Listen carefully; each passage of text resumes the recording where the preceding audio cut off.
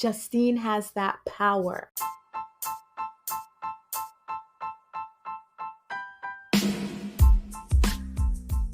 Welcome to L Squared, a podcast with fresh Love Island content.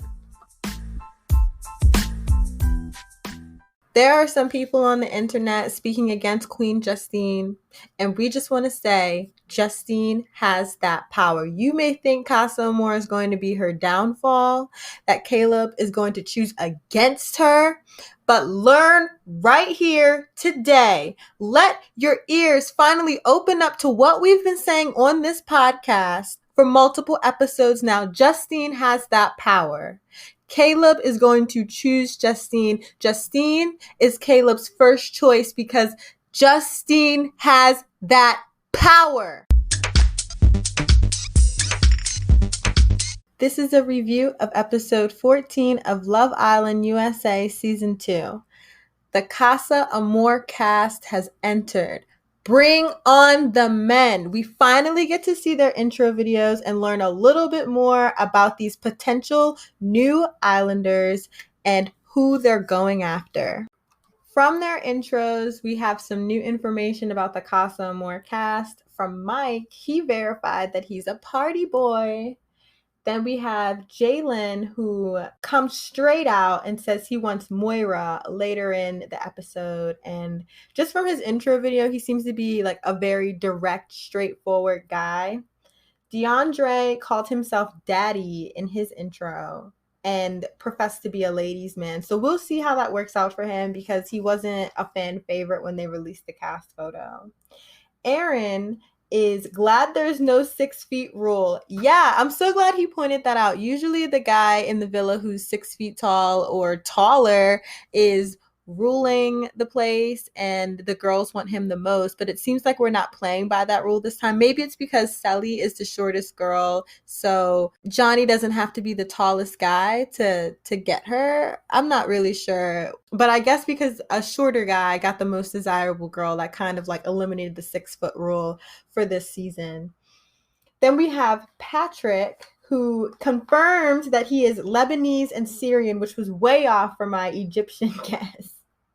And he also called himself exotic. I think it's so funny that the producers basically tell them that they need a thing to say in their intro. Like they need to dub themselves as a category. For example, the women, Cher calls herself that, she's saying that she's bringing that Latin spice. So Jely is also Latina and she's bringing the Latin spice too. And both Cher and Jely kind of advertise themselves as the loose party girls. I feel production kind of tells them, okay, you need to bring something that gives people the idea of like what your character is going to be on screen. But I also feel like, does the Latina always have to be spicy? You know, it's kind of like, does the black girl always have to be like super sassy? Cher says in her intro video that she wants Johnny, so we'll see if she actually ends up getting him or goes for him.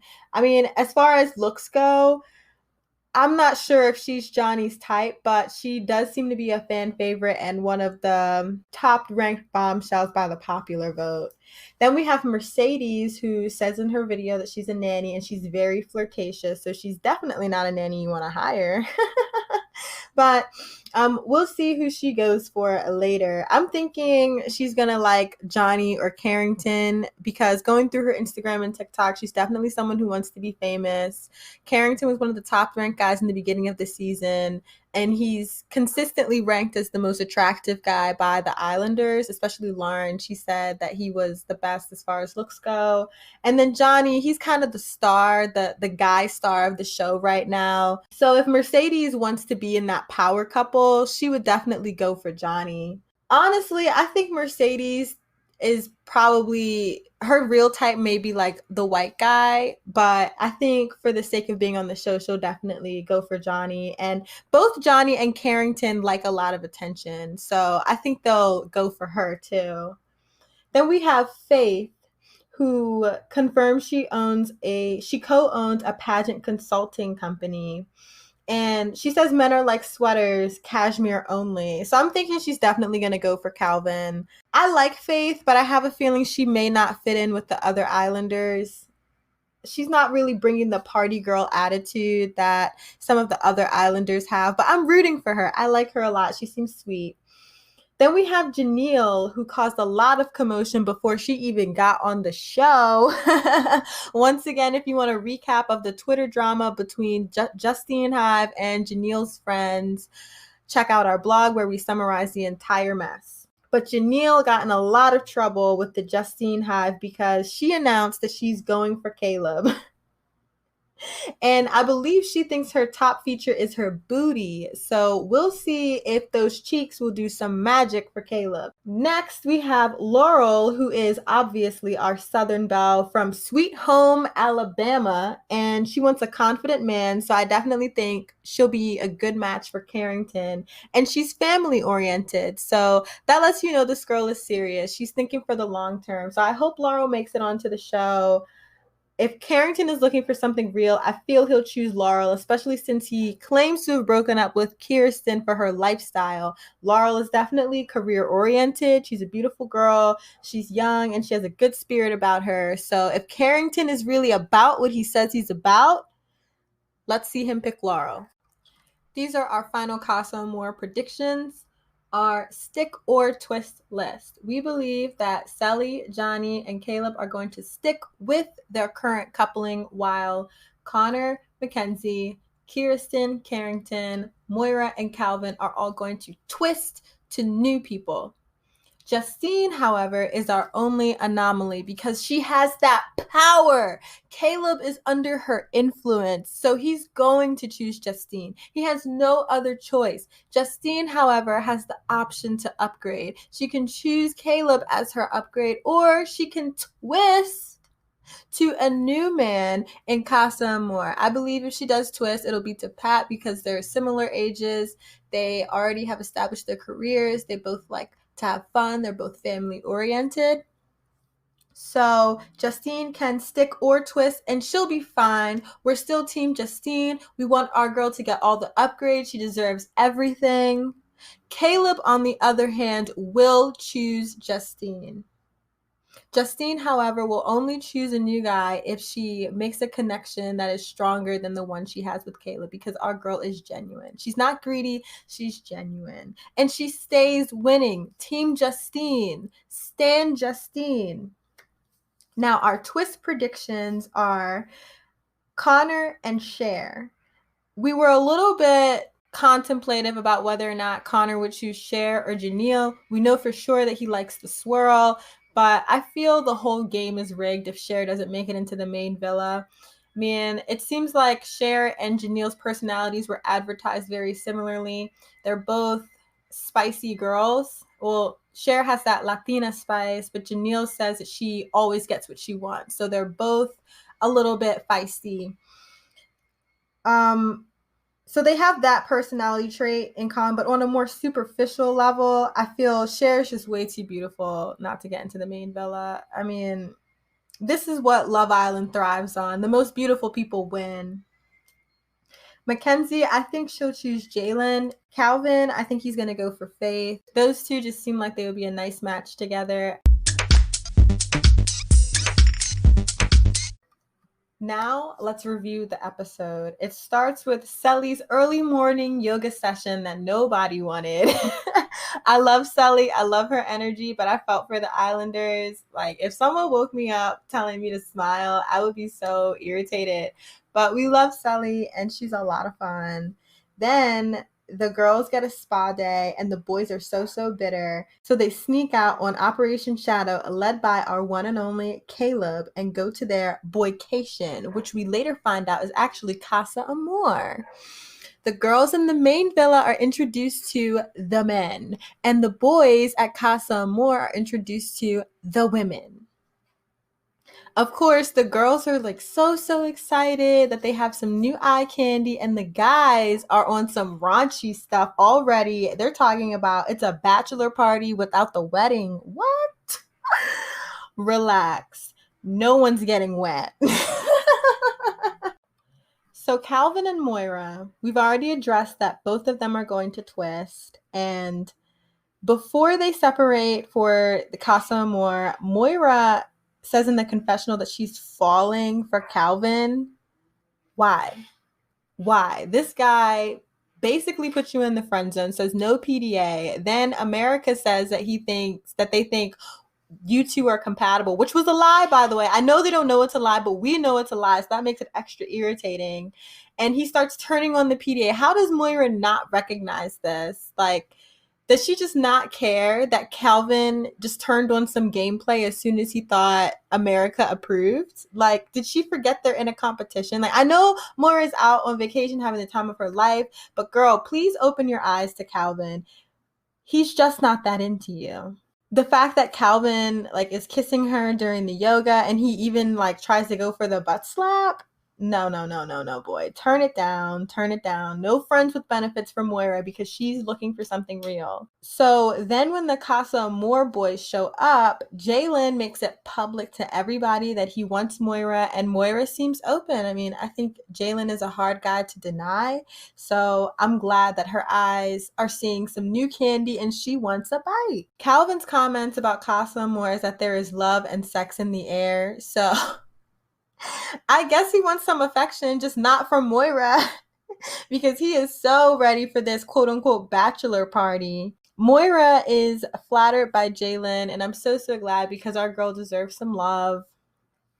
And later on in the episode, we catch a one-on-one conversation between Calvin and Faith, and it doesn't look like Calvin is too interested in Faith. Hopefully they realize that they have freckles in common. Maybe that'll turn him on a little bit more. But I don't know where that's going to go. Hopefully he doesn't pick her just to get away from Moira. So the girls packed the bags for the guys, and Sally gave Johnny some panties and that she sprayed with perfume, and he sniffed them on TV. And even though she gave him this really thoughtful gift, I mean, some people think maybe she was doing too much. I think she did just enough because Johnny was still having the time of his life partying. Sally misses Johnny and she's worried. Like, she's already getting concerned that he's exploring all of his options, and she has every right to be concerned. She obviously knows him enough to know that he's going to, go for some stuff, and it's hurting her because she's kind of realizing her feelings for him and that maybe she's more all in than he is. I just really feel for the girl because she's already missing him and worried that. Now for Jely, aka Sally and Johnny. Sally admits to dumbing down parts of herself for previous boyfriends when she's hanging out with the girls after the boys leave for their boycation. And this isn't the first time she said this during the season, but this is the first time I really paid attention to it. And it's kind of fitting in with my opinion that she may not stick up for herself when it comes to guys doing like wrong things toward her. Once again, I hope that if Johnny is unfaithful and he decides to stick with Sally, that the truth does come out and her friends help her to stick up for herself and that she doesn't tolerate his bad behavior. So during Operation Shadow, I noticed that Caleb was actually leading the pack on that. Caleb was leading that mission, and that was the first time I saw another guy take the lead on something. So it seems like Johnny is following Caleb now. Or at least he wasn't that example. So I'm taking that as the first example of a power shift in the villa from Johnny to Caleb. So Jaleb may soon take on the lead role in the villa. And I think Caleb is definitely the type of guy to stay faithful. If you want to read the tea that we found on Caleb, someone spoke out for him, actually. You can check out our blog where we have some receipts about some people who have advocated for Caleb's character. I think he's going to stay faithful to Justine, and if Johnny's unfaithful to Sally, then Caleb and Justine will be the new power couple in the villa, absolutely. So as soon as the new guys come in, Sally is liberal and free to tell them that she's very much coupled up. I mean, she goes in the confessional and says she's single, but she also wants them to know that she's very invested in what she has with Johnny, which is so sweet. And Johnny is acting like he's at a bachelor party, which is so disgusting. Like, he's not even trying to enter this with caution. He's entering this like, ooh, what's going to come my way, which is a bad sign. And Mercedes enters the scene, and she already said that she's very flirtatious. We know Johnny likes attention. He takes his opportunities, as we saw when he kissed Lauren in that Smooch Mary Pie game, and Mercedes is giving attention. She is giving attention, and Johnny's just eating it up, eating it up, eating it up. So it makes sense that later in the episode we find out Johnny is into Mercedes, and Carrington may be into Mercedes too, because Mercedes has made it known that she's open and available to the guys. Jely appreciates Aaron, and she also communicates that she's all in with Johnny. I mean, I hope Aaron makes it into the main villa, because he seems like a breath of fresh air that we need. He seems really fun and understanding, so we'll see where he goes with someone else. Aaron and Moira seem like a good pair. Johnny loves the attention from Mercedes, of course, which we hate. But we're not surprised, because Johnny, Carrington, Calvin, the guys are in this bachelor party mindset, and Mercedes is playing right into that. She can help them live out their fantasy right now. You know, his head may be turning. She said she'll understand if it's for someone who he believes is true love, but it's definitely going to be very aggravating to find out that he's just messing around. Next, we have Connor and Mackenzie, who we predicted both would twist. Kenzie says she's in a good spot with Connor and hopes she doesn't need to worry. She says this right after she hears the Casa Amor announcement, so it sounds like she's planning on being loyal to Connor. And then when the guys ask her what her type is, she says she doesn't like the oversensitive type, and DeAndre immediately calls her out and says, well, what are you doing with Connor? Kenzie was not expecting that, but I was surprised that she said that as well, because it seemed like she was trying so hard to make it work with Connor. So if she doesn't like oversensitive guys, then it seems like she should have just broken it off. But once again, a lot of bombshells weren't coming into the island, so I think she was just trying to make it work. When the girls packed the bags for the guys, Kenzie packed Gus for Connor, and she made a little joke in the confessional that she spent $2,000 on government grade cameras for Gus's eyes. We don't know if this was a joke or not. I wouldn't put it past her. But Connor, I thought it was so sweet that Kenzie included Gus, and he said that it smells like her. So he's still very much in the mindset of Kenzie is his girl. But then we find out Kenzie is a little bit into Jalen later in the episode. So maybe our prediction is going to come true. Connor is missing Kenzie. He's already gone through the first day of the bachelor party, and he's talking about that he misses his girl. But we see that Kenzie kissed Aaron in the challenge, and she was going in. Next, we have our new singles, Kirsten and Carrington. Kirsten is single, and she's acting like she's single. Yes, girl, absorb these men. Carrington is glad about being single too. We care less about his actions because he dissed our girl Kirsten.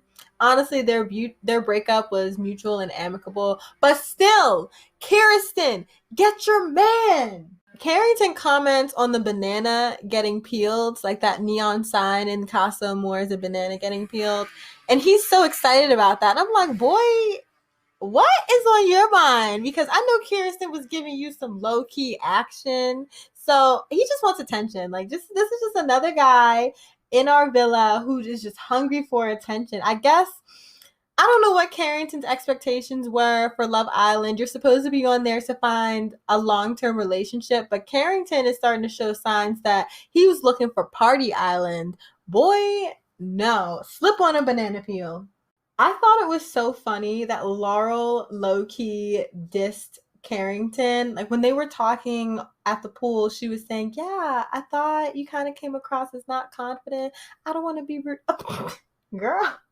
She was calling Carrington out, but I think he liked it a little bit. I think it's a little different for him because he's used to people talking him up. He even talks himself up. So I think Laurel is really a breath of fresh air for Carrington, or it seemed like she was in that little conversation.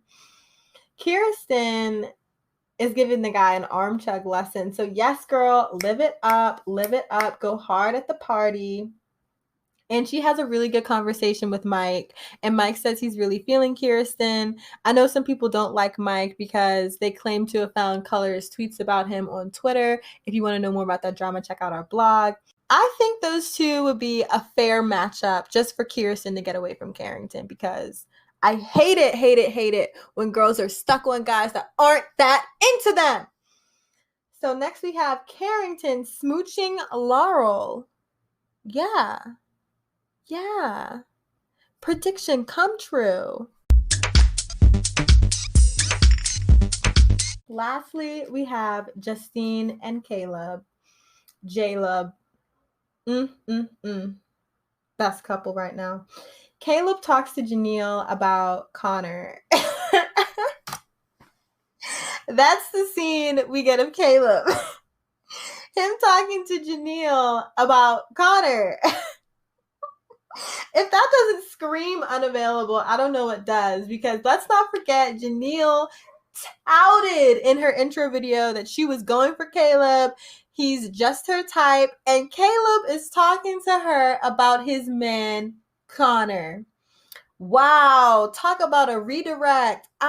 You know what? I might just have to start standing Caleb, because that is a move. He's clearly thinking about Justine. Justine doesn't pack Caleb's toothbrush when she packs his bag because she wants him to have stank breath to the girl. That was funny. I love my girl. Justine is having a good time, as she should. Once again, her and Caleb are in an open relationship. They just started growing and getting good as soon as Casa Amor hit. So it is fair for the two of them to explore options. We know Caleb is trapped, though. He's under the influence of Justine. So we know what he's going to do. Justine, whatever she does is cool with us because we're on her team. But hey, girl, stick with Caleb if you want. Maybe that's your upgrade, your final upgrade. But Justine gets everything. She deserves it all, always. At the end of the episode, they played this game of Truth Jenga. Oh, the Tower of Truth, that's what it's called. But it's basically giant Jenga blocks, and they pull one out, and on it has either a truth or a dare. And Justine's truth was to tell an embarrassing sex story or something embarrassing that happened to her during sex. And she tells this joke of, I don't have one because I'm good at what I do. And I'm like, Justine, I love the confidence. When is Caleb going to find out about that side of you that is good at what she does? So I really like that J-Lub is definitely at the early stages of something good. So if Justine doesn't make a good enough connection with the guy at Casa Amor, then J-Lub is still on.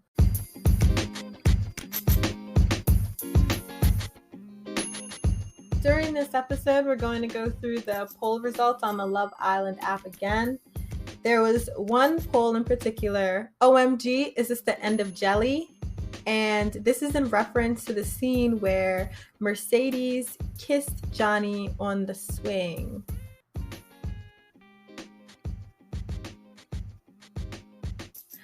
.8% said no, it's just kissing. 35.2% said 100% heartbroken. I'm gonna have to say no, it's just kissing, just because I think Johnny is just being a player right now and taking an opportunity because he sees it. I do think he's gonna go back to Sally, but I also think Sally isn't going to be able to stay coupled up with Johnny if he is unfaithful to her at that level and returns to her. You know, kissing somebody outside of a game, you don't have to do that to get to know somebody. So I don't really think... I think Sally and the people around her are going to support her enough to tell her not to be with Johnny anymore. So yeah, I think it is the end of Jely.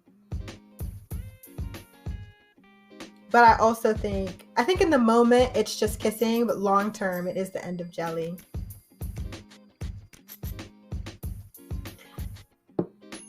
A lot of people were throwing a lot of hate at Mercedes for going for Johnny, which is not fair. A lot of people were saying that Casa Amor is just like really, really disgusting, and in the villa they're having a lot of fun.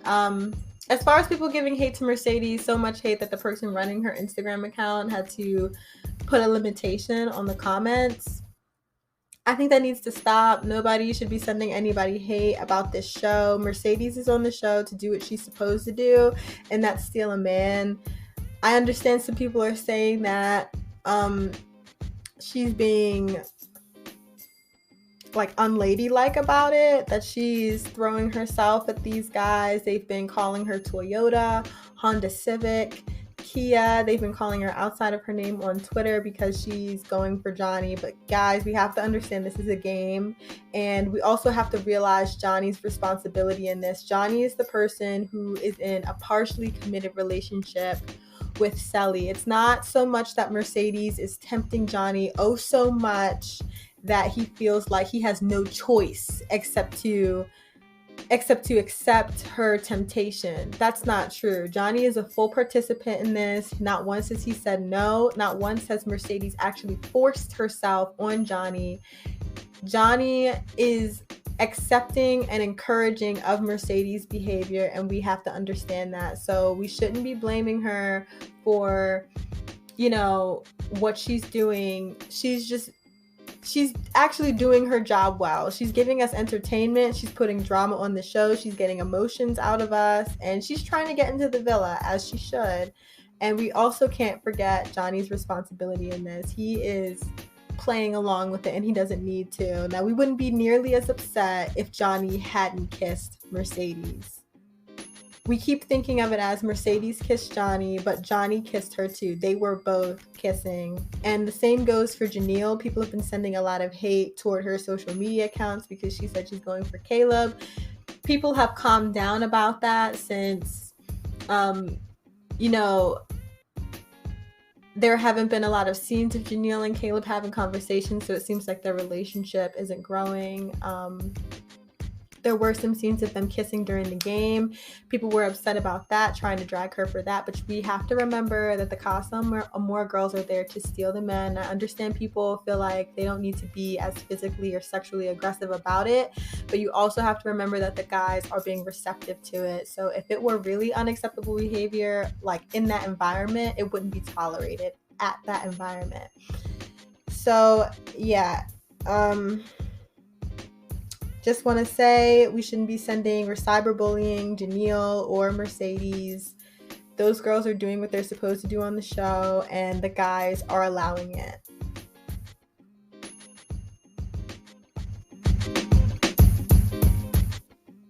Thank you to everyone who participated in the group chat. It was a lot of fun watching the episode with you all. Keep up with us at Lonely Loquate on Instagram and Twitter. DM us if you'd like to be featured on the show. We love responding to listeners' comments. We'll be back tomorrow night with more fresh Love Island content.